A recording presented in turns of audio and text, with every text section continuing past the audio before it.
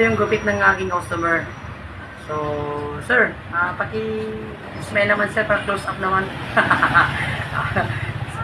Hey mga kabarbers, good morning. Ako pala si BCG Galdones, ang inyong barbero.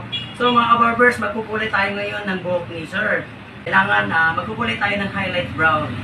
Ito mga kabarbers, yung aking kulay, Hepsa. Mga kabarbers, ito yung kukulayin natin ngayon para mas maayos po yung kupit ni sir, para mas wet look.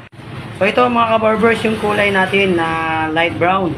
Saan natin ngayon mga kabarbers na ikukulay sa ating buhok ng ating customer.